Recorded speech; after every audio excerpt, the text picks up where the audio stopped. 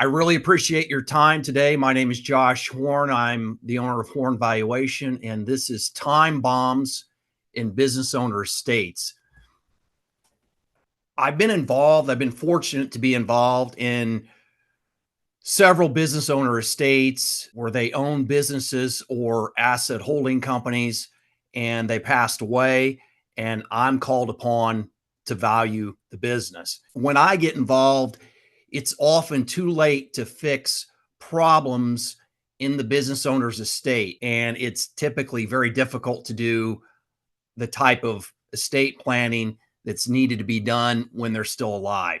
So that was the thought process behind this, to give you some tools to be able to fix these problems. Very common problems I see a lot. I realize I may have people on today that are both business owners and the advisors to the business owner.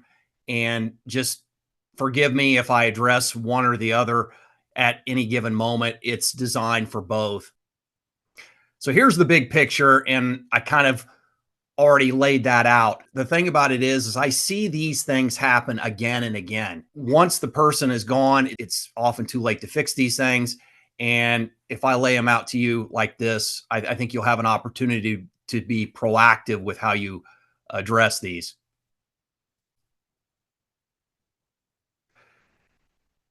Real quick on me, I value businesses, private companies, non-public companies, largely for estate and gift, like we're going to be talking about today, mergers and acquisitions and disputes, litigation and divorce primarily.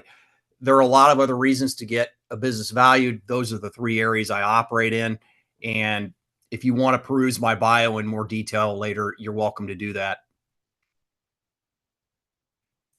Here's the agenda, real short and sweet today. The 5 time bombs, and trying to keep it within the framework of about an hour to talk about this. There are others. Quite frankly, you're welcome to send me some other things you've seen that I don't discuss today. I'm happy to take that under advisement. Maybe I'll create a round 2 or something. But these are the ones that come across my desk as a valuation analyst the most commonly. And I was also a tax guy for 15 years.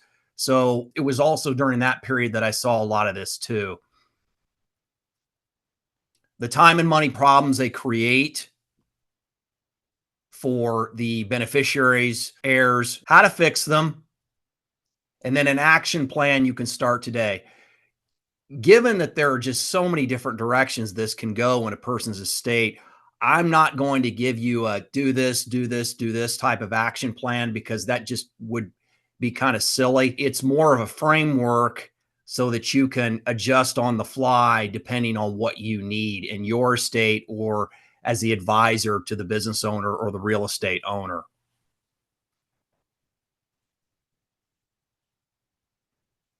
So let's talk about the 5 time bombs. No net worth statement. I try to lay these out in order of attack. In other words, let's kind of go through a progression here. It may not be perfect, but this first one is foundational, and you'll see why in a moment. Low liquidity, bad buy sell agreements, inactive or redundant businesses, and the estate tax. And that last one, while I put it last because I think it's important to kind of think about this progression, the estate tax is definitely becoming a more front burner issue now, and we'll get to that a little bit later.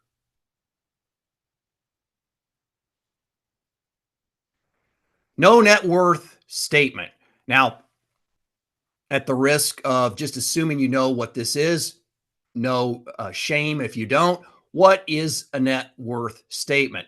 It is simply the assets at fair market value less the liabilities at fair market value of the owner. We're talking about the person that is still alive right now. That's the time to attack this problem.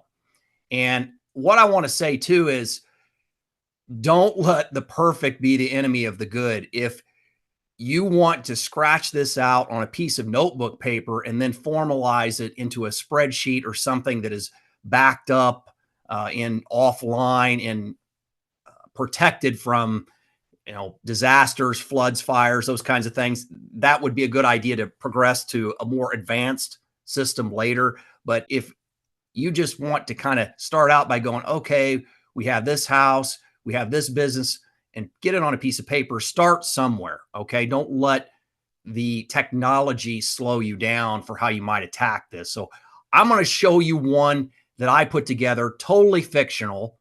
The amounts and the names, of course, John and Jane Doe, they're totally made up. This instance was one where I had a husband and a wife married, and they both had businesses. So a rather complicated estate, but it does happen. And then they have their home, their cars, investment accounts, retirement accounts, those kinds of things. So I just laid that out in a format here, and you can make this as simple or advanced as you would like. I just to get it on the page and get it so you could see it, I created these columns here, but you could definitely create more columns, drop them in, get more advanced if you want to hide them in some instances for presentation purposes. That's the framework you can use. The reason why the donut is there is because this creates a real donut hole in the plan if you don't have one. What are the problems this creates? First and most obvious, we don't know what the asset and liability values are. What are they? Because we're not even organized. We don't have a plan. It becomes real difficult to make good decisions. How long is it going to take to administer and distribute the assets in the estate? Much longer if we're less organized. And the costs, time is money, as they say. Going to take more time if we don't attack this, get it more organized. Do we know if we want to hold, sell, or gift assets? If you're not organized, you won't know to make those decisions prior to death. And I'm going to get into this a little bit later too. I find that the businesses, private businesses, and the real estate are often huge holes. And it is common, not always, but is real common if a person is a small business owner. And I mean, I say small business, it could be revenues of 20, even $50 million a year, could be a relatively small business relative to a public company. And that is typically a large percentage, if it's profitable, of their net worth. And they may not even know what the value of that business is, at least in my experience, often until they come to me and they may have a different view, higher or lower than what I come to when I do my work. How about the estate tax? Do we know if we have estate tax exposure if we don't put the net worth statement together? The answer is no. I want to lay this one out too. This is at the risk of offending anyone. And I would say that generally speaking, if you are working with an estate planning attorney and or a financial advisor and they don't have, if they haven't done this, then you either need to ask them why and or you need to consider finding better professional advisors in those areas, because I don't know how in the world you can make decisions if you don't have this, because it is truly foundational to what we're going to talk about today and all of the exposure and costs and taxes and all these kinds of things. This is where you always need to start. So here's the solution. As you can imagine, the solution's pretty obvious to this one. It's prepare the net worth statement, ideally annually, updated annually, because those numbers, 6 months would be great, but at least annually. And dovetail that in with the meeting with your estate planning team and advisors. I'm going to talk about who could be on that team. Could be more people, could be less. I'm going to talk about that a little later too. Close is better than none. As I said in the opening, just don't just like clam up and not do it because it's, oh my gosh, it's overwhelming. Start chipping away at it over time. Don't forget the business and real estate. This is going to allow you to decide, do you want to retain, sell, gift some assets? And that's going to be dependent upon the goals, the needs, and tax exposure. I want to make clear today that I'm going to make some suggestions in some areas, but The business owner, the real estate owner, and in some cases, they could be owners of both, especially in a corporate setting. I see oftentimes they own the building that the corporation is operating out of or the partnership. It's their plan. All right. And what I mean by that is I can give suggestions. You should give suggestions, but they need to be all in on the plan. And sometimes the plan may not be to lower their estate tax. They may not care about that, but that is something you can suggest to them. But at the end of the day, they need to be bought into what the plan is. You can document the executor and trustee's duties for each of those assets. That would be an area where you could drop in on one of the columns. Okay, we have this farm over here. I ran into this on a very complicated asset holding company a few years back. They had farmland in Iowa. They had a billboard here in Champaign County and a bunch of other commercial real estate. They had a strip mall in Tennessee. These kinds of things, we're going to want to know who's going to value that asset, who's in charge of that, what's the contact information for them, where's that asset going to go, who's going to get that. And you can drop all that in ultimately in your net worth statement and get much more detailed as time goes on. Develop the plan to eliminate and or minimize estate tax. Low liquidity. It happens a lot in my area of the world, Midwest, and probably other people's too, with farms and with operating companies. We're talking about construction companies or something like that, where they have a lot of equipment and assets, but maybe they don't have a lot of cash. They're not retaining a lot of cash because a lot of the cash has to be reinvested back into the business. This can create real problems if you don't plan ahead. And I'm going to show you why in a moment, if you haven't already imagined this or experienced it. So here's the problem. You're asset rich, but you're cash poor. So the net worth statement shows, okay, clearly we got a decent net worth here. It could be several $1,000,000, but as a percentage of the total assets, we don't have a lot of cash. And that can create problems down the line. Low cash to total assets. I mentioned farms and asset intensive businesses.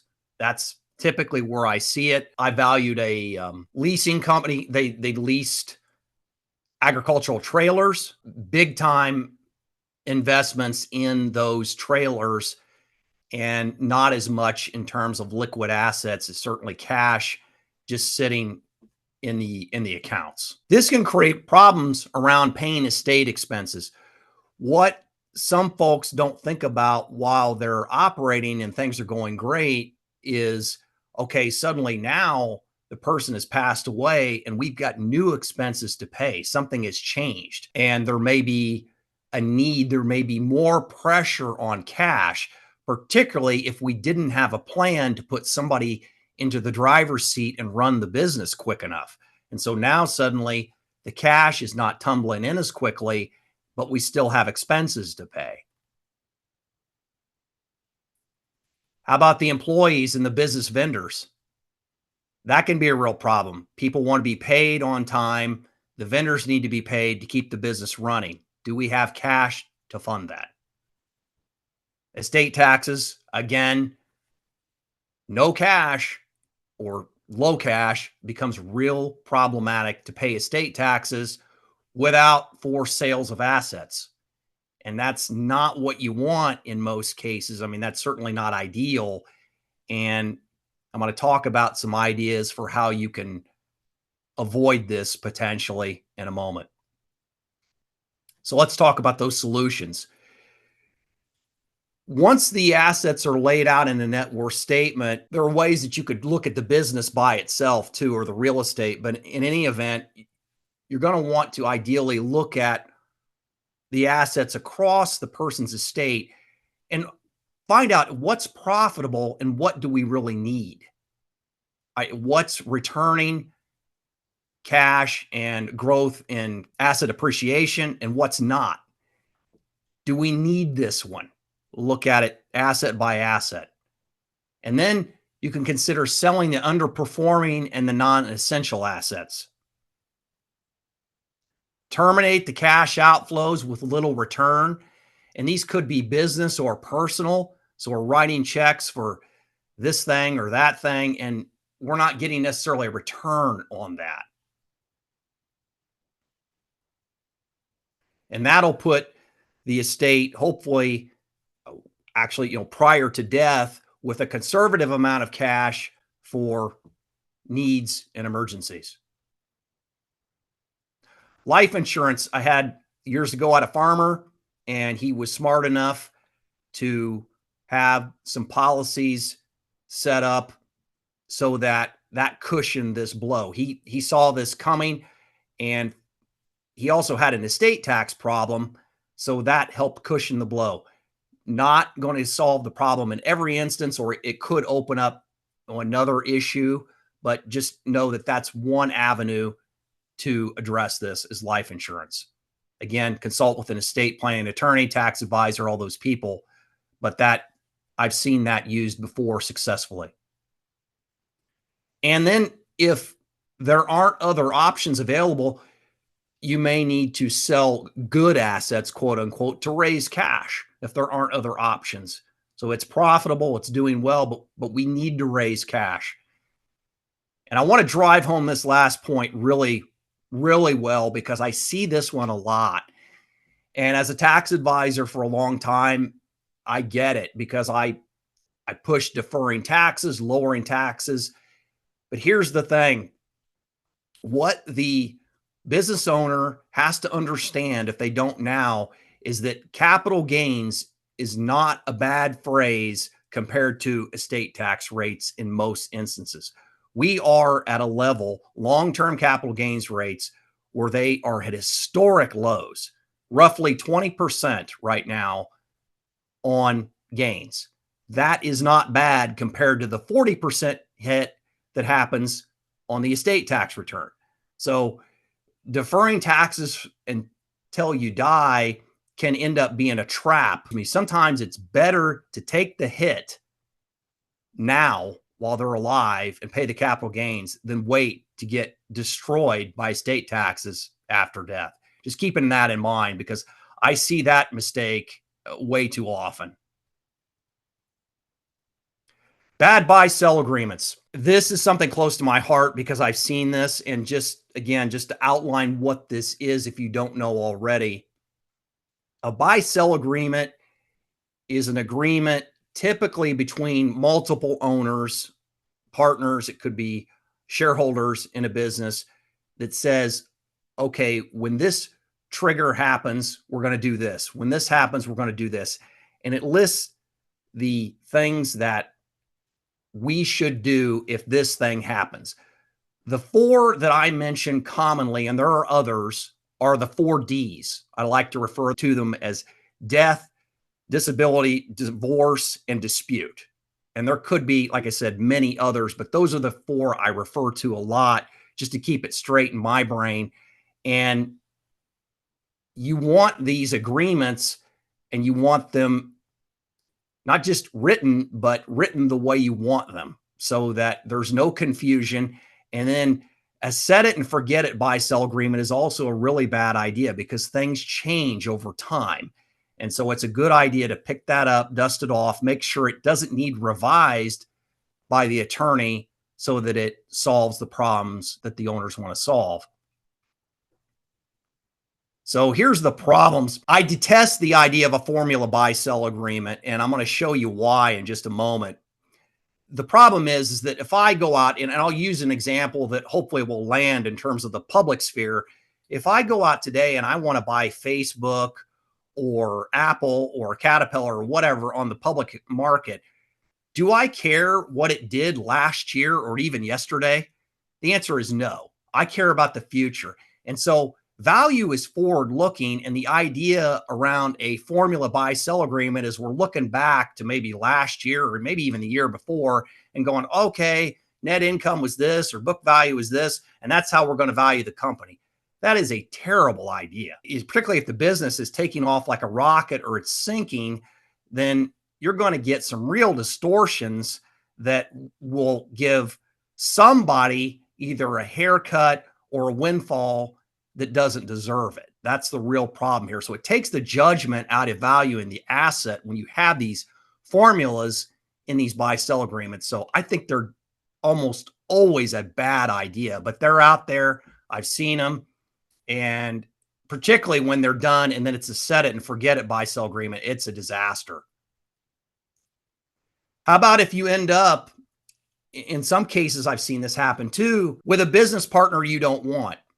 Okay. So assume that you're the son or daughter, and then your parent passes, they were the business owner, and now you've got this interest in the business. And now you're partners with somebody that you don't want, you don't like them, you don't think they can do a good job. That can be a real problem. What if that same person or a different person, they're incompetent as a business owner or manager? What if the family has traditionally fought each other and now they must have to figure out how to run a business together? These are problems that can happen, and they happen unfortunately way too often because these agreements aren't set up with forethought. What if you're stuck with a sinking asset, i.e., the business that can't be unloaded? Certainly can't be unloaded quickly. So these create all kinds of problems. There have been entire books written on bad buy sell agreements, and maybe I'll do a presentation just on these at some point when I have time. Now, making clear that no buy sell agreement can also be a big problem. And I see that way too often. I ask for it, they don't have one. And I just want to drive home one other point too. Even if the person is the sole owner of the business, there still needs to be some kind of written plan as to how we're going to handle things. That's another thing too. Just things like I've been thinking about this a lot lately is, okay, that the person, that business owner, let's say they wear oftentimes 5 or 6 different hats. What happens if they die and nobody knows how to run payroll or get vendors paid, or where the appointment list is for the customers? That's a serious problem because now the heirs that are scrambling around trying to figure out how to run this business and nobody knows what to do. So that's an area where even if there isn't a buy sell agreement, you still need some kind of a battle plan on how you're going to deal with those issues. As soon as that person passes away, what are the things we have to be able to know how to handle? What are the passwords for the accounts? A lot of things nowadays are on the internet and even two-factored. So you got a code going to a cell phone to somebody that's now they're dead. A serious problem. This is going to get more, I think, as technology gets more and more ingrained into our society, it's going to be even more challenging. Here are the solutions. Ditch the formula buy sell agreements. I'm going to make that. I don't like to make sort of blanket broad statements, but almost always they're a bad idea. So I don't like them. And you're welcome to send me an instance where you think it would work great, but I've not seen it work great because it's always looking backwards. And that's not how value is done. You want to get the value of their business at the date of death. That's what the IRS wants, and that's what you want as the executor, the administrator. I do believe, and this admittedly is a little self-serving to me, but it doesn't have to be me. Name the business valuation experts in the agreement so that there's no confusion. And then you can have backups in case they can't do it, or you want to get a second opinion. You can do that. I've seen that too. That's a good idea.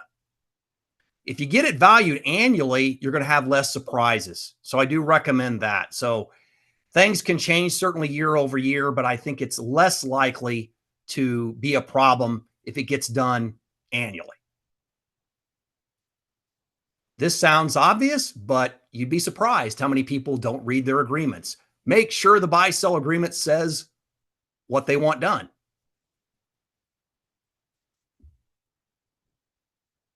Have conversations with the experts on the team, the managers of the business, and the owner before death. And so we can solidify that everyone understands their role in this. Everybody's on the same page, and then we're confident the business is going to be managed well or sold. That's an option too. This is one option too. I didn't put this in the slides. You can have a standby agreement, and sometimes that works great with another industry company. So I have a construction company. I develop a relationship with another construction company across town. We're friendly competitors, and you could have an agreement whereby that competitor steps in and helps run that business when the owner dies. That's a good idea because they have the experience in the industry, and particularly if they're trained on the systems, they can take the reins and help steer that business until it can be sold, or it can be basically sort of stabilized within the management structure.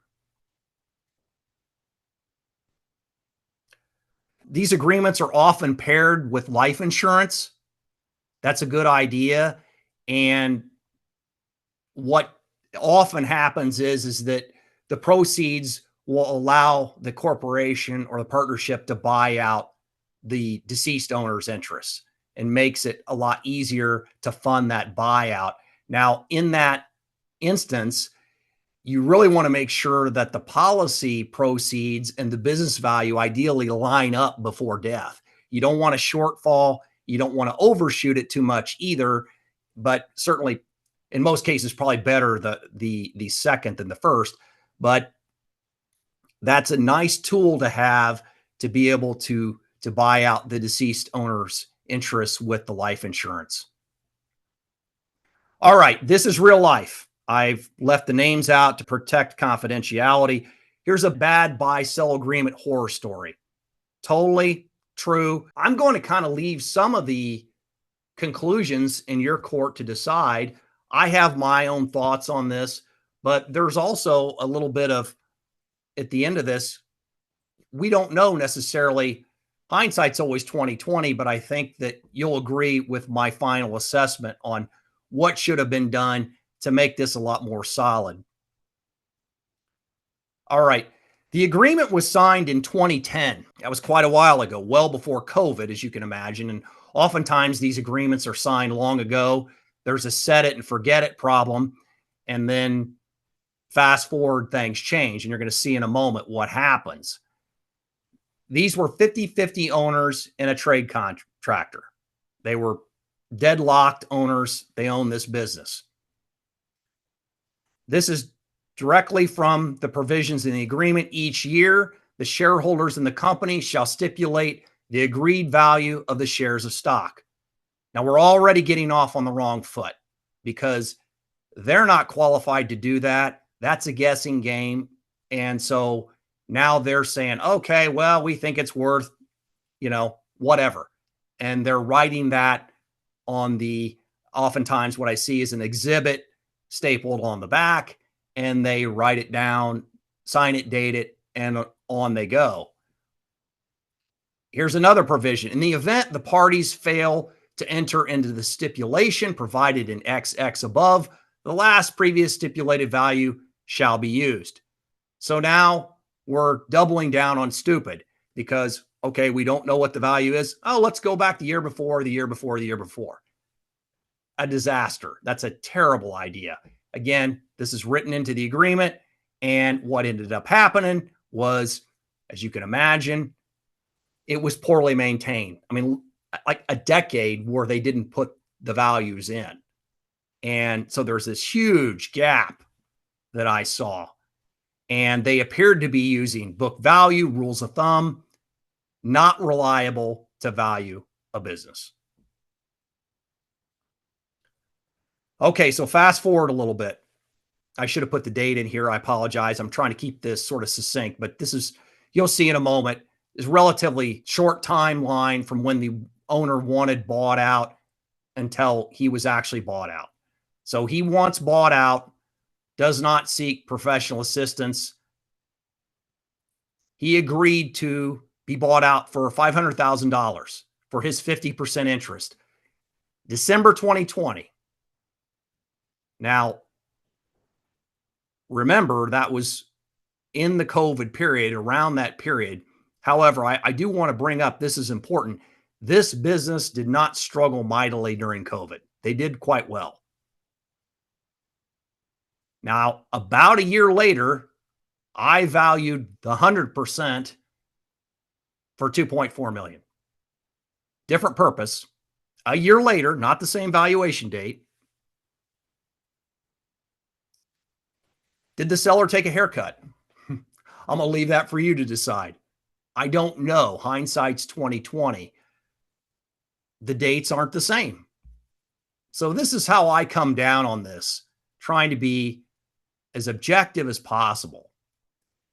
Get a better agreement, maintain it, and seek assistance on valuing the company, because you don't know. You could be that person that's trying to get out of the company and you don't know what the value is.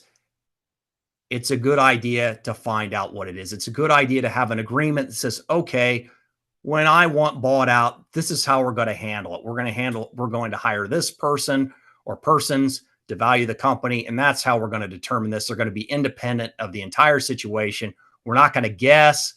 And that's going to give us peace of mind that we have a fair buyout. That's my general advice in this.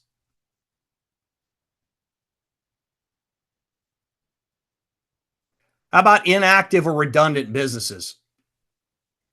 This happens, unfortunately, fairly commonly. I push this one towards the back because it's not a super huge issue, but it can create some real problems.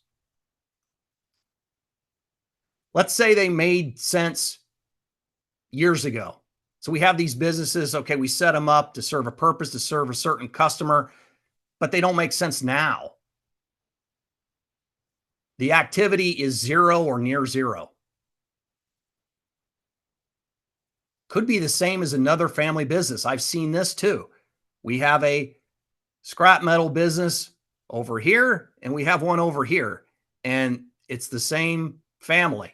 It does the same thing. And maybe they even have similar customers, believe it or not. Why do we have two? Is there a need for that? Does that really make sense? Are we just kind of have redundancy there? That's going to create some unnecessary compliance costs around the tax returns, payroll, sales tax. In some instances, those businesses are going to need to be valued after the person passes away, even though they could be really piddly businesses, just not much going on there. But we have to get a value that we can substantiate for the estate tax return, and we're going to have to hire somebody to do that. Okay, let's talk about the solutions here.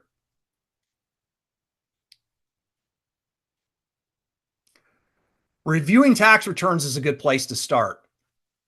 In today's world, what is often the case is that a lot of businesses are set up as pass-throughs. They're partnerships, they're S corporations. That's pretty common, not always, but that activity will typically show on the Schedule E, page 2. There may be a C statement attached, and you can go out there and see all the business interests, the pass-throughs that they have ownership in. And there could be a bunch. Sometimes people own a dozen different businesses. And that will show you what they have, so you can start to formulate, do we have inactive or redundant businesses? This is also a great tool to use for the statement of net worth. Do they serve a purpose? Let's evaluate that. If not, you could consider terminating those businesses, selling them, and then tying up the loose ends. They could be gifted or sold to simplify estate administration later. So now it's a cleaner slate for administration because we've got them off the asset list. We've sold them. We've gifted them. Let's talk about the estate tax. This is becoming, as I said earlier, much more front burner potentially right now because we are approaching the date. And I am not handicapping what's going to happen in Washington. I think this is on their to-do list, but I don't know if they'll get it done or not. And so I'm a cautious person by nature, and I would encourage you to be cautious on this issue, and I'm going to show you why in a moment. So here's the issue. ET is estate tax. That's the acronym. On January of 2026, that exemption is set to drop from, drum roll, 13.6 million to 7 million. Wow, that's huge, right? It's half, basically, dropping by 50%. The planning needs to be done by the end of this year, and we're creeping up on May. That will come quickly. Without legislation, this is where we're at. My experience is many don't know the value of their business in the real estate. Many people do not prepare annual net worth statements. That's where I started in this presentation. So let's look at an example of where this could be a problem. At the top, I have a married couple. At the bottom, it's a single person. Simple math here. And I just basically took the estate assets of 16.5 million for the married couple. I use 8.250 million for the single person.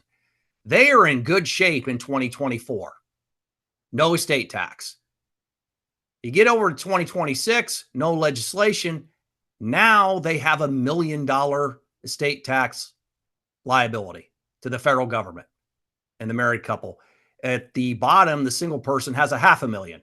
And this is before state level estate tax impact. And we have a lot of states that have decoupled from the federal government. Illinois is one of them. That's my home state, where sometimes you don't need a federal estate tax return, but you still need a state estate tax return. That sounds a little silly, but it's, in our case, it goes to the attorney general. So that's could be a very unwelcome surprise.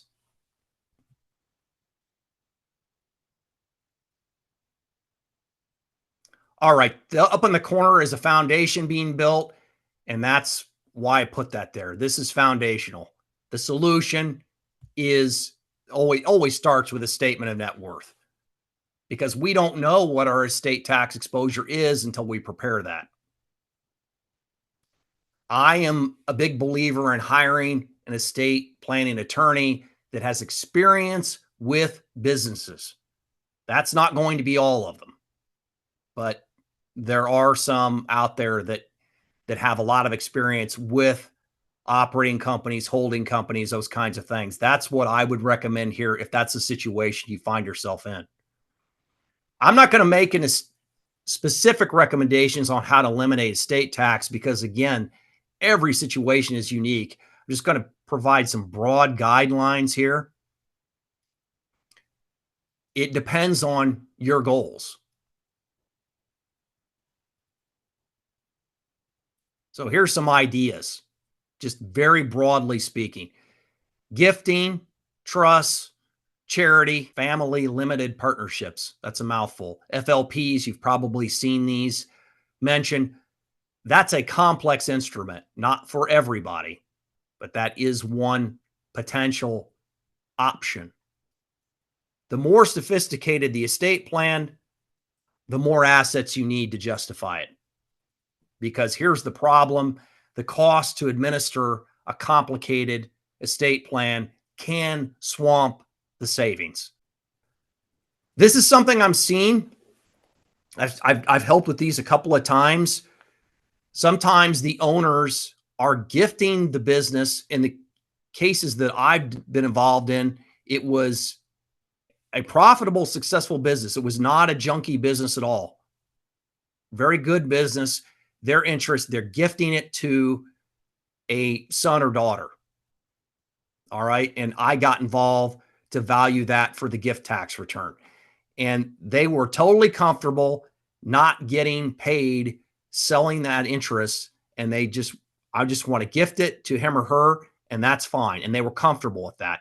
And that's an interesting trend that I've seen. I've seen it now enough to go, well, there's something here. There are some people that are quite comfortable.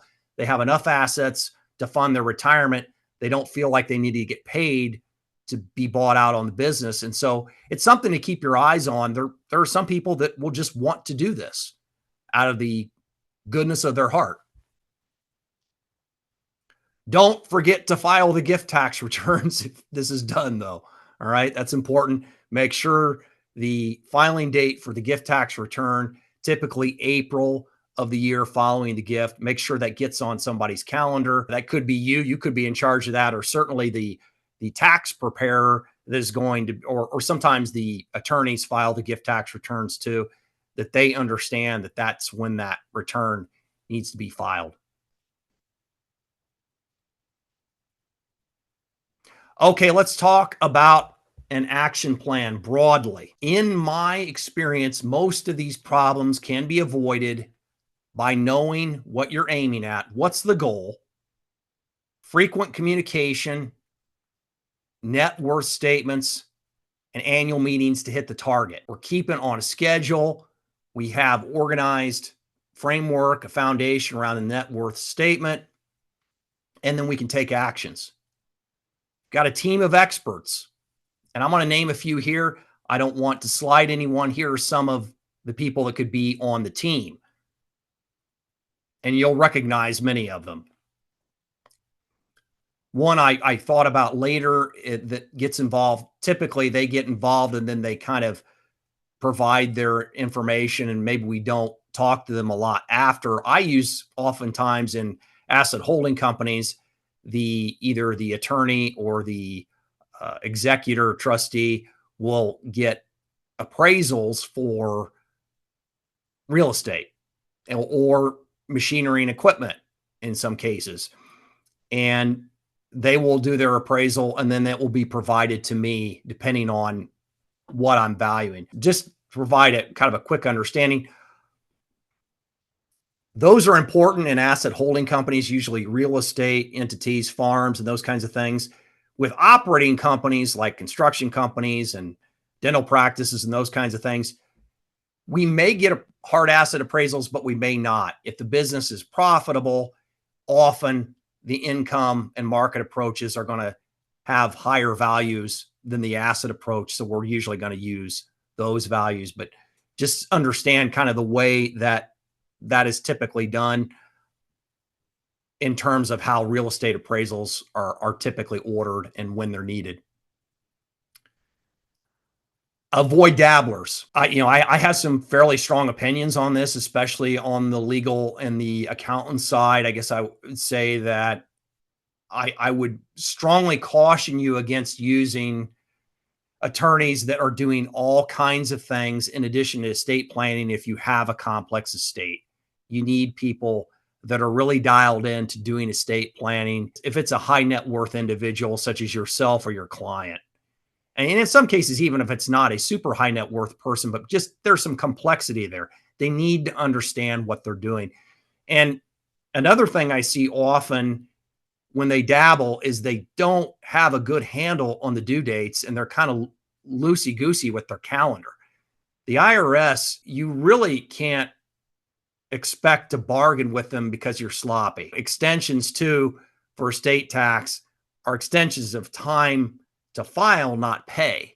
And so as soon as the person dies, these calendar reminders need to be dropped on the people that are in charge. And if they don't do that, the consequences can be really problematic. They can really hurt people bad. So, we're talking about 40% tax rates and such. You don't want to fool around with people that just are doing estate planning in the morning and maybe they're doing divorce in the afternoon. I just think that's a bad idea.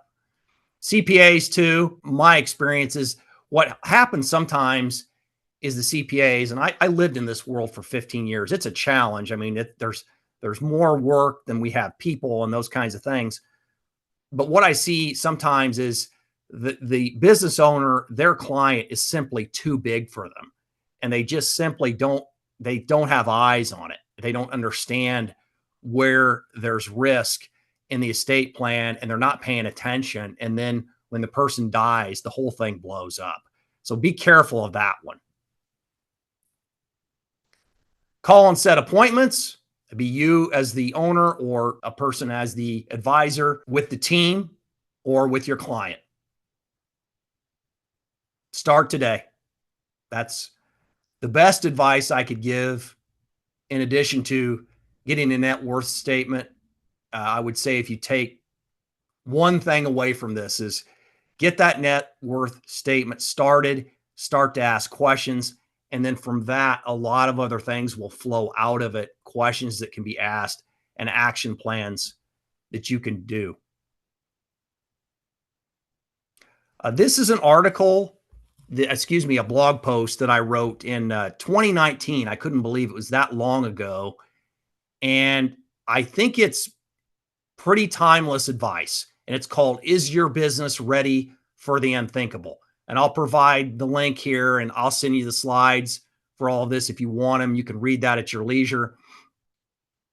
The 4 Ds I mentioned earlier are in that article, and just a general sense of, are you prepared, or is your client prepared if they pass away right now? As sad as it sounds, as depressing as it sounds, none of us is going to dodge death. Nobody's done it yet. And so we need to think about where the holes are in our plan, what we need to do to mitigate risk. Thank you greatly for your time.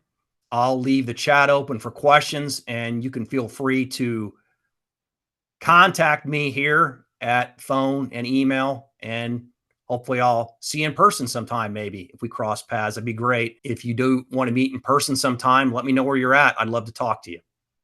I'm Josh Horn of Horn Valuation. I hope you can use these strategies in your practice or for yourself, because these do happen a lot.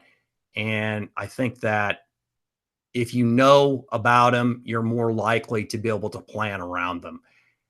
Because I see, unfortunately, all too often, people are just kind of surprised because the kids often who end up with the business or whatever, they just don't know. They're not brought in to it. There's not a plan. So be prepared, and these things can be avoided. Thank you.